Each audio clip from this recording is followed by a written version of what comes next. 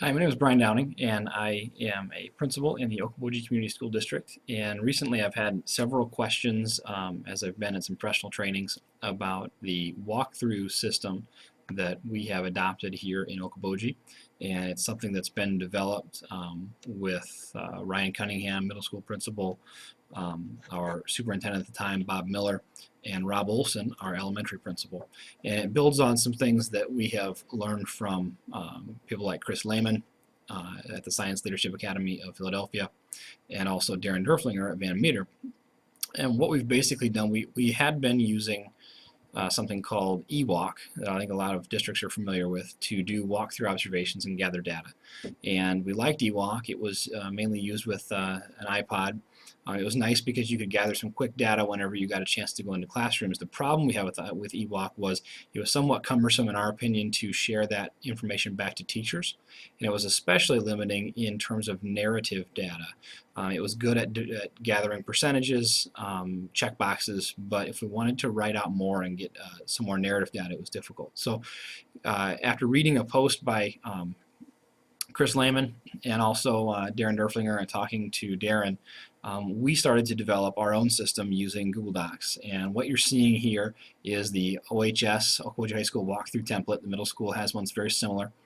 This was a starting point for us. We used a Google form to create a walkthrough template.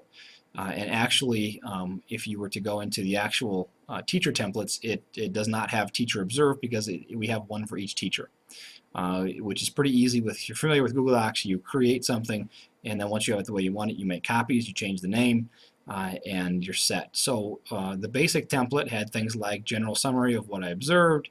It had the student groupings, learning activities that were observed, which we're always adding to those things that we had forgotten to put in. This is an older version, so there might be some missing. Comments on grouping and learning activities, levels of Bloom's taxonomy that we observed, the percent of students engaged. One thing we've added there is differentiating between passive or active engagement. Comments on Bloom's engagement, and then I noticed, I wonder, and other comments. And as I said, we built this by standing on the shoulders of those that had created things like this before, and they were huge assistance to us. Once we got it the way we wanted it, and the middle schools, as I said, looks a little bit differently, we made copies and renamed for each teacher. What we then did is we shared the spreadsheet that is created through a Google form with that individual teacher. So Jane Doe would have read-only access to Jane Doe's spreadsheet. We use this along with our iPads, and that's one of the other changes we made was going from the iPod to the iPad because obviously it gives you a little more room to type, and as we go from classroom to classroom, it's easier to gather data this way.